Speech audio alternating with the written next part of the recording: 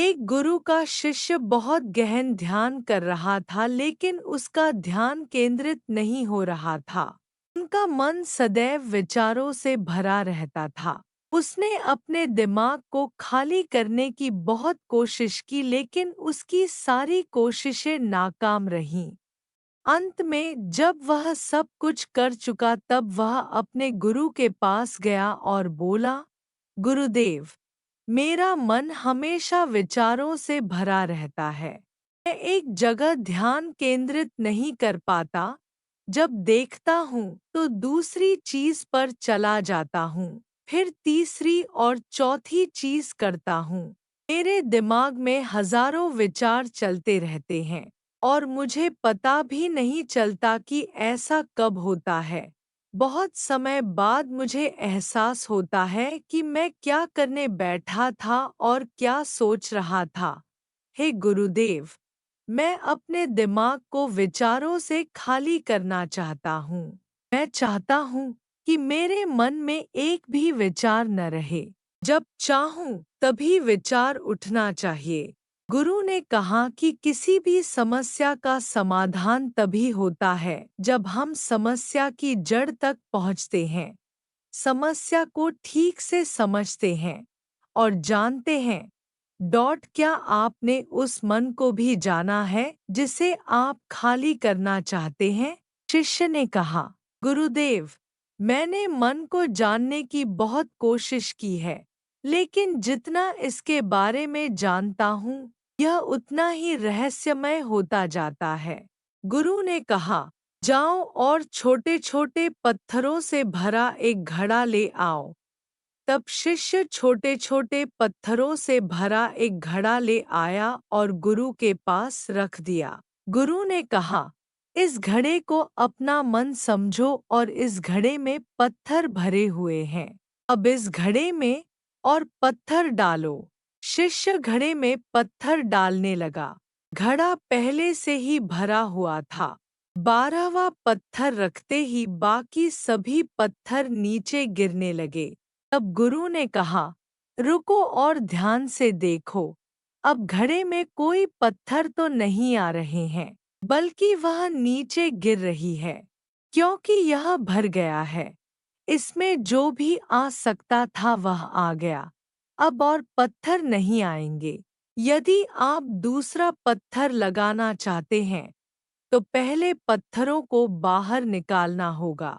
शिष्य ने तुरंत कहा, गुरुदेव, मैं समझ गया कि आप क्या कहना चाहते हैं कि हमें अपने दिमाग को विचारों से खाली कर लेना चाहिए। गुरु मुस्कुराए और गुरु ने कहा, पहले पूरी बात समझो और फिर दिमाग को खाली करो। गुरु ने कहा कि हमारा मन इस घड़े के बिल्कुल विपरीत है। तुम घड़े को पत्थरों से तो भर सकते हो, लेकिन मन को विचारों से नहीं भर पाओगे। मन हमेशा खाली रहता है। शिष्य ने कहा, गुरुदेव, मुझे कुछ समझ नहीं आ रहा है। अगर दिमाग हमेशा खाली रहता है, तो हम उसे खाली करने की कोशिश क्यों करते रहते हैं? इसकी क्या जरूरत है? गुरु ने कहा, इस घड़े से एक एक करके सारे पत्थर निकालो। शिष्य ने वैसा ही किया और घड़े से एक एक पत्थर निकालता रहा और अंत में घड़ा खाली हो गया। गुरु ने कहा, देखो, तुमने एक एक पत्थर निकाला, यह घड़ा खाली हो गया है। अब आप इस घड़े में कोई भी पत्थर डाल सकते हैं, दूसरा पत्थर डाल सकते हैं, या फिर वही पत्थर दोबारा डाल सकते हैं। आप इसे आधा भर सकते हैं या फिर पूरा भर सकते हैं। शिष्य ने कहा, गुरुदेव, मैं भी ऐसा ही हूँ। मैं बता रहा हूँ कि मन को खाली करना है। ये तो पत्थर हैं, इन्हें आसानी से निकाला जा सकता है और घड़ा खाली किया जा सकता है, लेकिन मैं अपने मन को कैसे खाली करूं? गुरु ने कहा, इस खाली घड़े में एक पत्थर डालो और 2 पत्थर निकाल लो। शिष्य ने यह कहा, ऐसा कैसे हो सकता है कि जब इस घड़े में एक पत्थर होगा तो एक ही पत्थर निकलेगा? फिर 2 पत्थर कैसे निकल सकते हैं? गुरु ने कहा, चलो, ऐसा करो। इस घड़े में 2 पत्थर डालो और 4 पत्थर निकाल लो।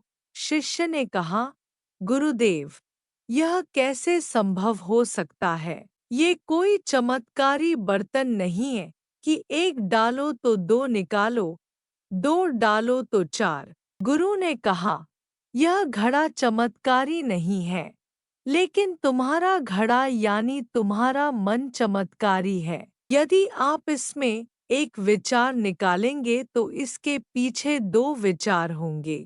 जब आप उन 2 विचारों को पकड़ते हैं तो उनके पीछे 4 विचार उभर आते हैं। और वह खाली नहीं रहता। यह मन का भ्रम है कि सब कुछ है लेकिन कुछ भी नहीं है। शिष्य ने कहा, गुरुदेव, आप जो कह रहे हैं वह मैं समझ गया, लेकिन क्या मैं हमेशा अपने विचारों के जाल में फंसा रहूंगा? क्या मन के भ्रम से बाहर निकलने का कोई रास्ता है? बिल्कुल नहीं। और जब आप उन 4 विचारों को पकड़ते हैं तो उनके पीछे 16 विचार उभरते हैं, और ऐसा करने से विचारों की एक लंबी श्रृंखला बन जाती है और आप कहीं नहीं रुकते, एक के बाद दूसरे विचार को पकड़ते चले जाते हैं। यह मिट्टी का घड़ा पत्थरों के घड़े के समान है। भरा रहेगा लेकिन आपका मन कभी नहीं भरता, वह हमेशा खाली ही रहता है। हमारा दिमाग भी एक विचार के बाद हमारे लिए हजारों विकल्प खोल देता है और हम एक मुख्य विचार को छोड़कर उन हजारों विकल्पों में फंस जाते हैं।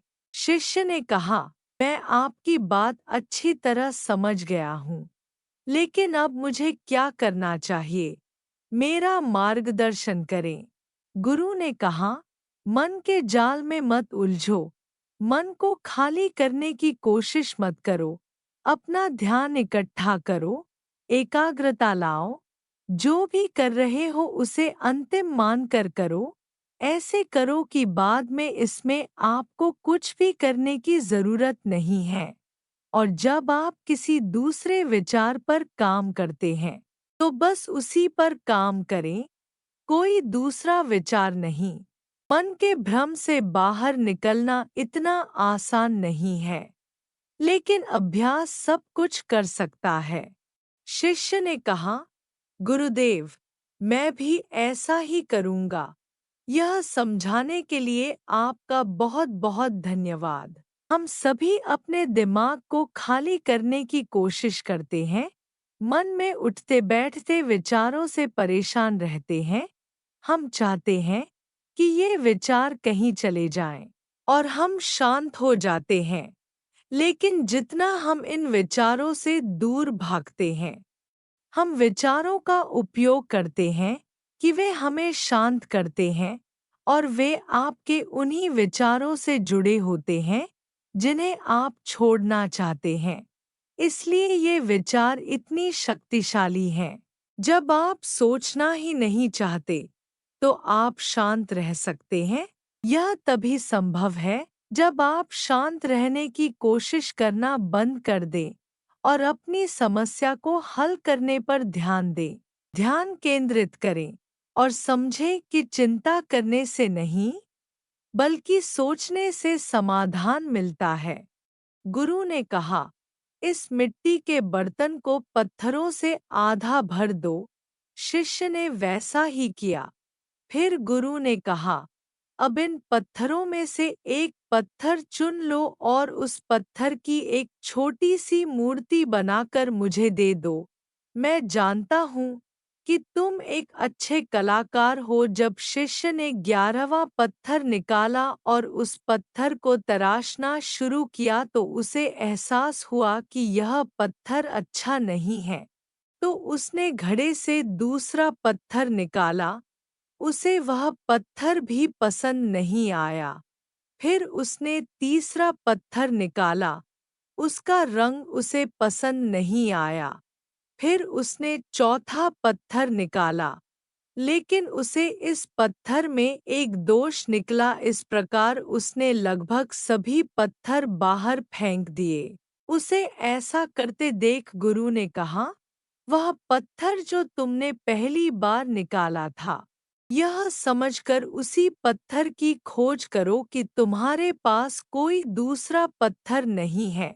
तब शिष्य ने उस पत्थर को ही खोजना शुरू कर दिया और उस पत्थर से उसने अपने गुरु की एक बहुत ही सुंदर मूर्ति बनाई और अपने गुरु को भेंट की और कहा, बहुत सुंदर इस पत्थर से मूर्ति बनाई जा सकती है।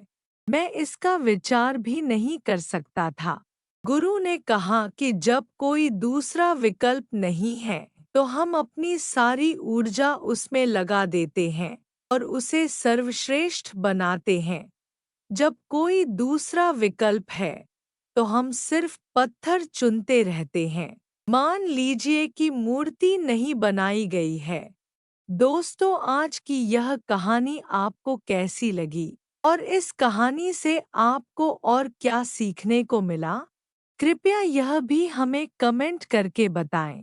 साथ ही अगर आपको ये कहानी पसंद आई और ये आपके लिए उपयोगी लगी तो इसे अपने दोस्तों के साथ ज़रूर शेयर करें।